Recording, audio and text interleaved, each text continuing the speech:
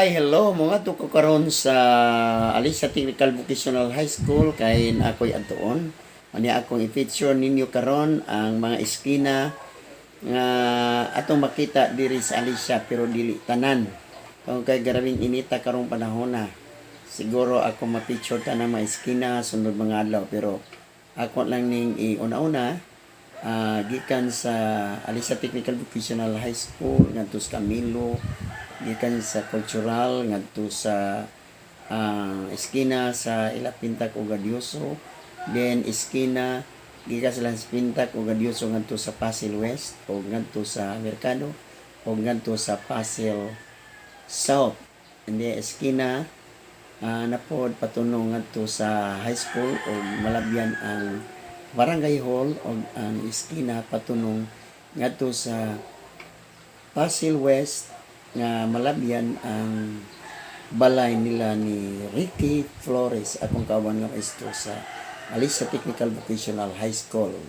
Okay, tara na. So on the way home from school na ko, sumuli na ko kay murag init na po. Ating paniod to na. So muli na ko, that is on the way home from school na ko. Kay mo kini kalsada gikan sa Alisa High School.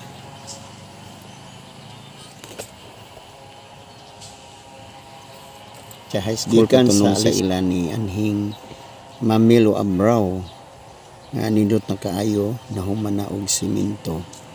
So karon mo ngadto na pud ko iskina patunong na pod sa ngadto ilan ni Pagikan Gadyoso Pagikan ngadto na ilan ni Marilo Pintak. So magkuha na ko po picture adto or video. So again kining dapita mo ni ang gikan sa eskwelahan ngadto sa ka Mamilo Abrao kana. So mo nang dapita.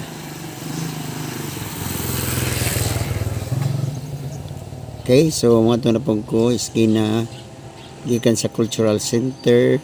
Ako na pong feature ninyo ang kalsada nga nahuman na pod gawa sa mga sidings gikan sa Cultural Center ngadto sa balay or eskina ngadto sa ilan ni Pintak or nila ni Gadyoso Pagikan.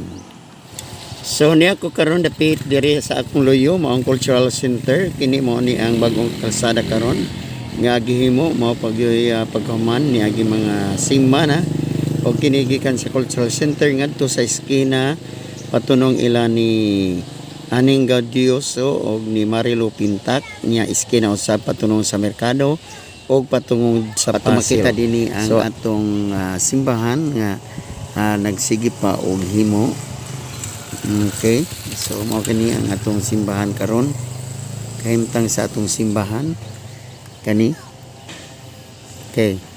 So again, mao ni ang kalsada gikan sa Cultural Center patungong didto sa eskina ilang Gadyoso or ni Marilo Pintak. Then eskina usab patunong sa Mercado ug patunong didto sa Pasig ug patunong ngadto sa ila ni Duloreco. Okay. So sunod ako na pagipakita ang eskina patunong sa Mercado ug eskina patunong sa Pasig. Ni ako karon dinhi eskina gikan sa ilan ni ani Gadyoso o ni Marilo Pintak. Ang akong atubangan mao kini ang kalsada patunong sa Pasig West. Pasig West. Okay. Akong mga friends ng labay. Og kini usab nga akong focus karon mao ni kini gikan sa Gadyoso hantod sa Pasig South. Pasig South. Patunungan to sa balay nila ni aning Linda Sumalinog. Okay. Nya kini na pong dapita mao ni ang kalsada patunong sa Mercado. Patulong ni siya sa Mercado intersection gikan sa balay ni aning Gadyoso o ni Cafe ngadto sa Mercado. Okay. Kana. Okay. So kining akong atubangan mao ni ang kalsada patungon sa Ilanilab Agad Ayuban. Ni ako ni intersection patunong sa Kaagad ngadto sa high school o ngadto sa Pasig West.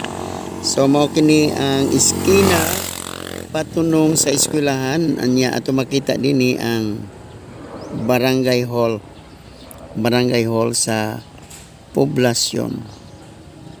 Okay, barangay hall sa poblasyon anya kining akong ipakita dinhi mao kini ang kalsada patunong sa Pasig West ngadto sa ilan ni Ricky Flores ini. Okay, so padayon na po ko patunong sa ilang lab. So mao kadto ang mga iskina nga dili pud tanan sa atong lungsod sa Alicia, Bohol, Bitino, di ba? So sunod mga adlaw ako nang i-feature ninyo ang tanang iskina sa Alicia. Ang himuon kon dili na kaayo init tungod kay karong adlaw init gyud kaayo. Kani ako nahibaw-an nga dunay helicopter ning tugpa diri sa Oval. Kuan kuno ni. Ang nagsakay ani si Tolentino, ano ko kibog unsa nga party ni siya or unsa iyang gilansaran basta mo ngadto kuno sa Putlungkam kay makikita sa mga katawhan dito sa Putlungkam. Okay, so daghan kayong salamat. Thanks for watching. More videos, please click here and subscribe my YouTube channel. Thanks for watching.